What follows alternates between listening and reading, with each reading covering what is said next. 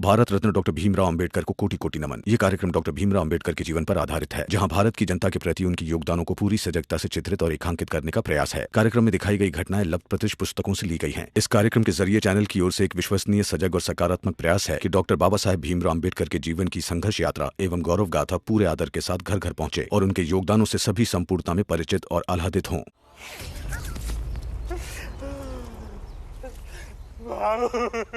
निरंजन, चुपचाप पूरे गांव वाले के सामने बता कि सच्चाई क्या है और तूने ये सब किसके कहने पर किया, वरना मार मार के मैं तेरी हड्डी तोड़ दूंगा।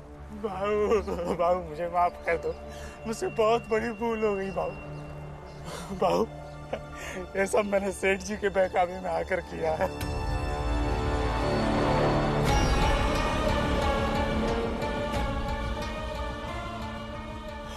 उसने मुझसे कहा, राम जी के घर जाकर बोलो कि गंगा के बेटों की तबीयत खराब है, ताकि गंगा निकले ससुराल के लिए तो वो उसे उठा ले। क्या बकवास कर रहा है? मैंने कब बोला? बाबा, इनसे पूछिए गंगा दीदी कहाँ है। अरे हमें क्या पता गंगा भाई कहाँ है? क्यों सेठ जी? मैंने तो आपका नाम लिया ही नहीं, फिर इतने लोगों में से सिर्फ आप और सेठ जी क्यों परेशान हो गए? देखिए, अगर मेरी बेटी अभी की अभी सही सलामत नहीं मिली तो मैं मुकदमा दर्ज कर दूंगा।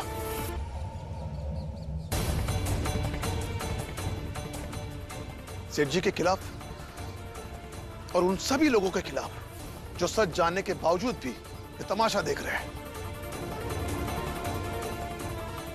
और सेठ जी से नहीं कह रहे कि मेरी बेटी कहां है।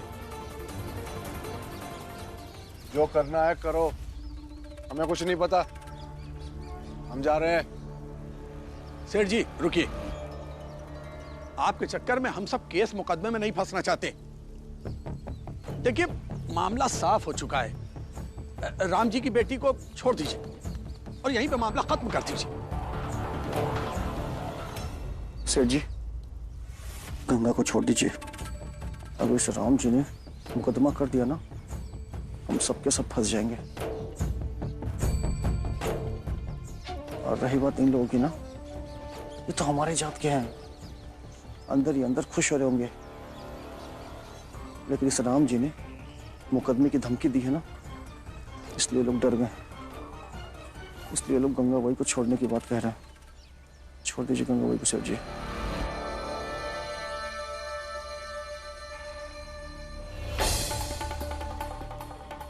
ठीक है, लेकिन मेरी एक शर्त है।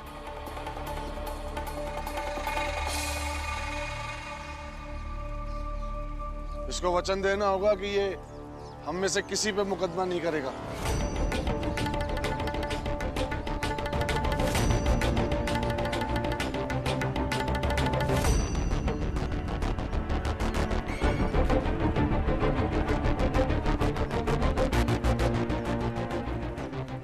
ठीक है, इस मामले में मैं केस दर्ज नहीं करूंगा।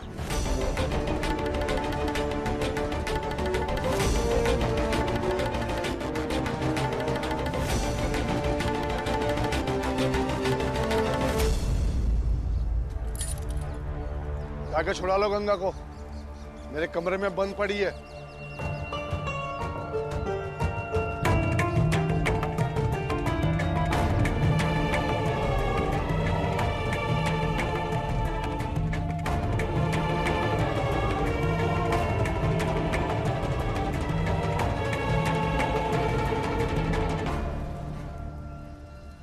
सेठ जी, काम तो बहुत उत्तम किया आपने, लेकिन जिंदा क्यों छोड़ दिया? अरे मार देते उसको वहीं, जो होता देख लेते बाद में। क्यों भाइयों? मुझे भी यही लगता है, गलती होगी मुझसे, मार ही देता तो अच्छा था। कोई बात नहीं, ऐसे मौके तो आते ही रहेंगे, बस आप लोगों का साथ ऐसे ही बना रहे। आप निश्चिंत रहिए, हमारा साथ आप लोगों के साथ है। क्यों भाइयों? हाँ, सब लोग साथ में। सेठ जी, आपने उसे अपने घर में रखा है। पूरा घर गंगा जल से धुलवा लेना। आप और मंगेश, आप दोनों भी अपना शुद्धिकरण करवा लेना। मैं मंत्र पढ़ दूंगा। करवा लेंगे शुद्धिकरण पंडित जी, करवा लेंगे शुद्धिकरण।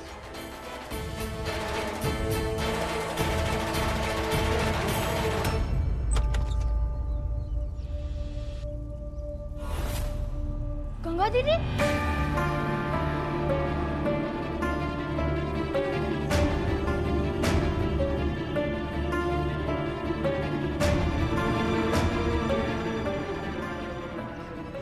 ध्रुव, तुम आप चिंता मत करो। आप चलो।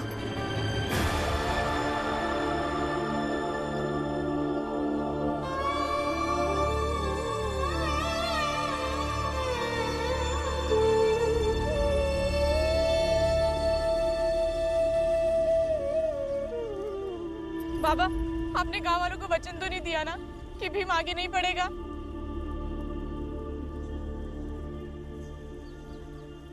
नहीं बेटा,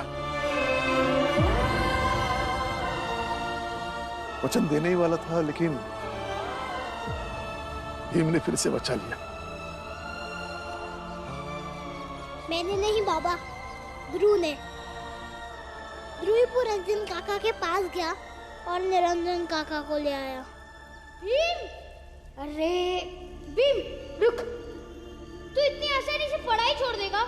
अगर गंगा दीदी के जीवन के लिए मुझे पढ़ाई छोड़नी पड़ेगी, मैं पढ़ाई छोड़ दूंगा, लेकिन इतनी आसानी से नहीं। मैं अपने समाज वालों से पुरंजन काका का पता मांगूंगा। किसी न किसी को तो पता ही होगा। बॉम्बे यहाँ से 250 किलोमीटर दूर है। मैं अभी की गाड़ी से चला जाऊंगा। पुरंजन काका को तो पता ही होगा कि निरंजन काका कहाँ जा सकते हैं। अगर ऐसी बात है तो फिर तुम नहीं, मैं जाऊंगा। और वैसे भी मेरे भूतपूर्व बाबा और चाय वाले की नजर हमेशा हमारे और तुम्हारे घर पर रहती है। तुम अगर गायब हो जाओगे तो वो लोग गंगा दीदी के साथ कुछ भी कर सकते हैं, लेकिन अगर मैं गायब हो जाऊंगा तो किसी को कुछ भी फर्क नहीं पड़ेगा। लेकिन ध्रुव, तुम जाओगे कैसे? जैसे तुम जाते। लेकिन ध्रुव, और बहस मत करो, मैं जा रहा हूँ। ध्रुव सही कह रहा है, मेरे जाने से दीदी पर खतरा बढ़ सकता है। और भीम, आज मैं बहुत खुश हूँ। अपने दोस्त के कुछ काम तो आया। ध्रुव,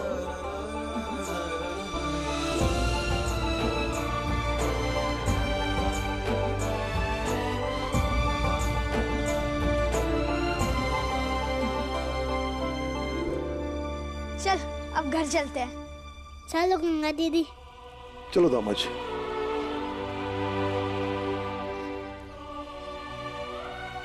ठीक है ना बेटा तू? हाँ आई।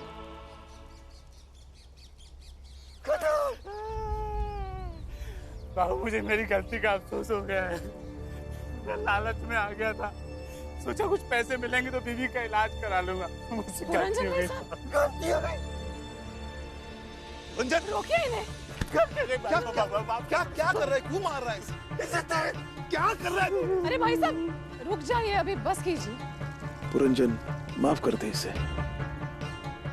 तुम्हारा भाई मेरा भाई भी तो हुआ ना। अगर परिवार में किसी से गलती हो जाए तो उसे माफ कर देना चाहिए। उसे परिवार की एकता बनी रहती है। हाँ पुरंजन काका, और बाबा वैसे भी कहते हैं कि एकता की हमें बहुत आवश्यकता है। निरंजन, तुम्हारी पत्नी बीमार थी, तुम उससे कहा क्यों नहीं? साथ रहने के लिए एक दूसरे की मदद करना बहुत जरूरी है निरंजन। सेठ जी के पैसे लौटा दो। जी भाऊ। तुम्हारी पत्नी के इलाज के लिए जो भी खर्चा होगा हम सब मिलके इकट्ठा करेंगे। ठीक है भाऊ।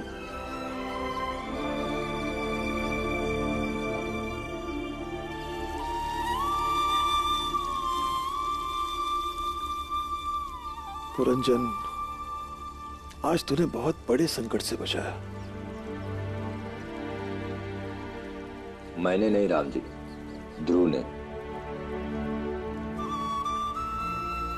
यदि ध्रुव मेरे पास सही समय पे नहीं आता तो शायद आज मैं यहाँ नहीं आ पाता।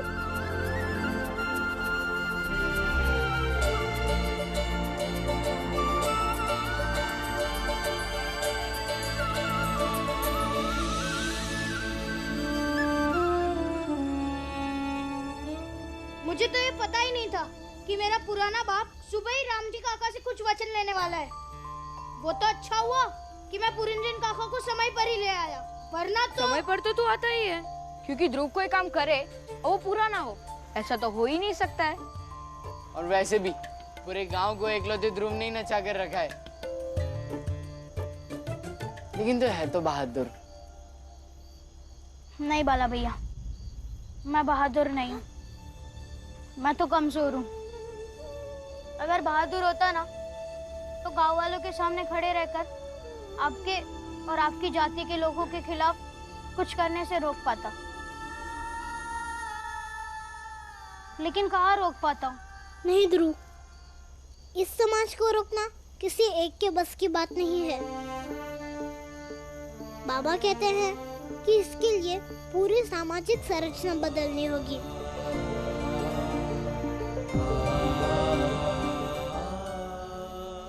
सामाजिक संरचना, सामाजिक संरचना बहुत पेचीदा है राम जी सतपाल। आज बच गया, कल भी बच जाएगा, लेकिन एक ना एक दिन समाज की उलझनों में ऐसा फंसेगा, सब के सब निपट जाएंगे। सही कह रहे सेठ जी, हम रहे या ना रहे, वो राम जी सतपाल रहे या ना रहे, लेकिन उनकी औकात दिखाने वाली पीढ़ियां आती रहेगी। पीढ़ियां गुजर जाएंगी, पीढ़ियां गुजर जाएंगी, पीढ़ियां। ये पीढ़ियों का संघर्ष है ध्रुव, इसे व्यक्तिगत मानकर खुद को दुखी मत करो। और इस संघर्ष का अंत बस ये होगा कि इस समाज में सब बराबर होगा और सब ये बात मानेंगे, और चाहे ये वक्त कभी भी आए।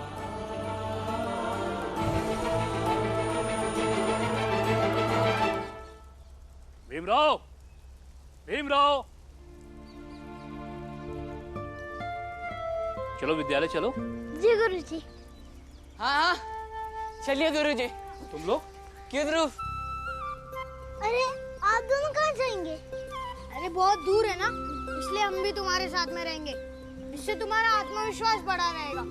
और जब तुम्हें आदत हो जाएगी तो हम आना जाना छोड़ देंगे, फिर जाना अकेले स्कूल। अरे आज भी चला जाऊंगा, वैसे भी गुरुजी तो साथ हैं। बाबा। भीम बेटा, इनकी इच्छा है ना तो जाने दो ना इन्हें। हाँ भीम, ले जा इन्हें। मैं इतना दूर चल नहीं सकता हूँ, वरना मैं भी चलता। हाँ भीम, मैं यहीं रहकर तुम्हारा आत्मविश्वास बढ़ाता रहूंगा। ठीक है, तो चलो फिर। चलो भीम।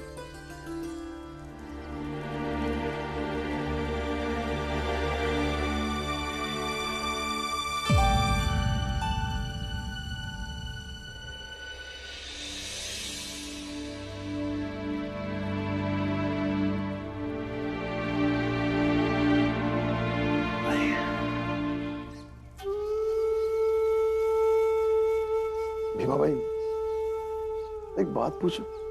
जी पूछिए। हर बड़े आदमी की जीवनी लिखी जाती है या लोगों से कहीं सुनी जाती है। हमारे भीम की जीवनी लिखी जाएगी या लोगों से कहीं सुनी जाएगी? क्या हमारा बेटा भीम कभी इतना बड़ा आदमी बन पाएगा? नहीं। क्यों नहीं? मेरा मन तो कहता है भीमा बहुत बहुत बड़ा आदमी बनेगा। उसकी जीवनी लिखी जाएगी, कहीं सुनी जाएगी और लोग एक दूसरे को बार बार सुनाएंगे। देखना। क्या पता तब तक हम जिंदा रह पाते हैं या नहीं भी।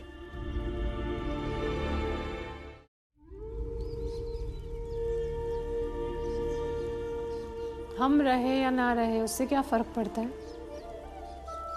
लोग तो रहेंगे और वो ये याद भी रखेंगे कि भीमराव के आई बाबा रामजी और भीमाबाई थे। भीमाबाई कोई हमें याद करे या ना करे, लेकिन हमारा बेटा कुछ ऐसा काम करे, कुछ ऐसा बन जाए कि लोग उसे भुला ना पाए। है ना भीमाबाई?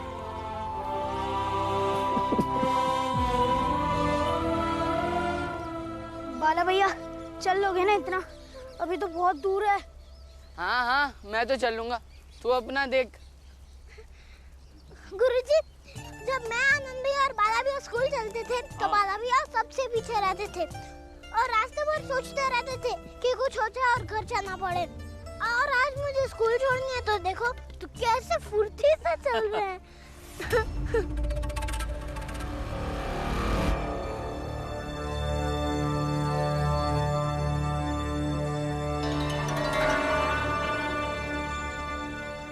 अंबेडकर, आज से हम तुझे गुरु कह के नहीं बुलाएंगे।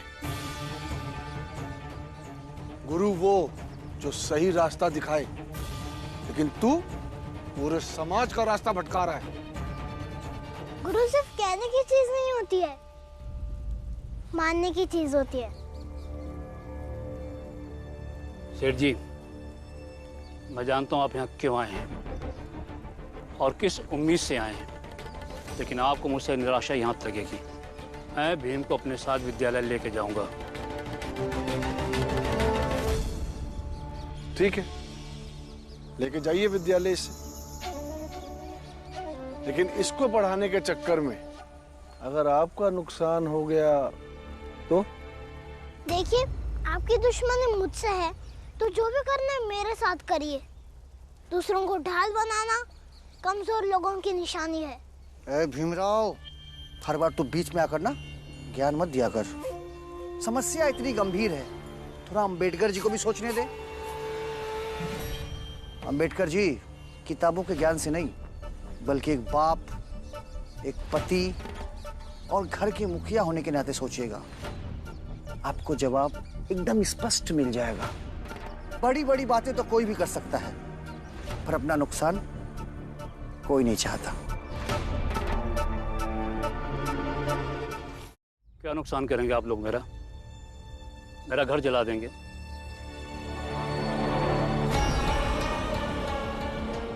अगर हिम्मत है ना तो जाके जला दीजिए मेरा घर, लेकिन मैं वही करूंगा जो करता हूं। मैं रोज इस रास्ते से इसी तरह भीमराव को अपने साथ लेके जाऊंगा। दुष्कर्म का अंत अभी होता है जब आप जैसा इंसान अपनी हरकतों पे आमादा हो जाता है। शांति से घर जाके सोचिए कि दूसरों का बुरा करते करते आपका खुद का कितना बुरा हो गया।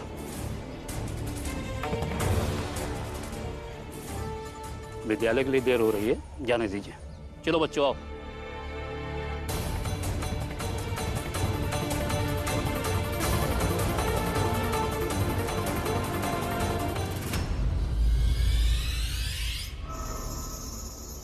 पुराने पिताजी,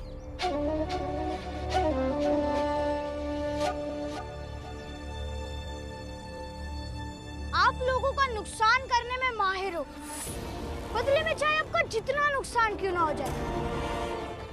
लेकिन अगर अंबेडकर गुरुजी का कुछ भी नुकसान हुआ ना, तो याद रखना, एक बार घर में आग लगी थी जिसमें मेरी आई जली थी और जीते जी मेरा अंतिम संस्कार किया था।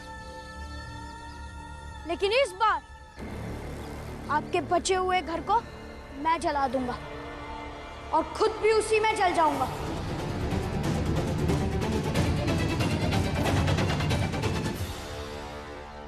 बच्चों, ये बताओ, ये जो नए अंबेडकर गुरुजी आए हैं, पढ़ाने में कैसे हैं? बहुत अच्छे प्रधानाध्यापक महोदय जी। अंबेडकर गुरुजी को लाने तो दो भीमराव को। मैं भी देखना चाहता हूँ कि इस बच्चे में ऐसा क्या है। अंबेडकर गुरुजी इतनी तारीफ कर रहे थे।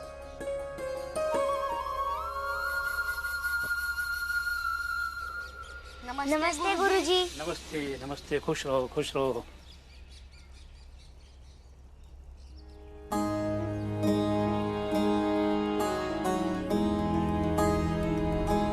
साहिब मेरे भीमराव, साहिब मेरे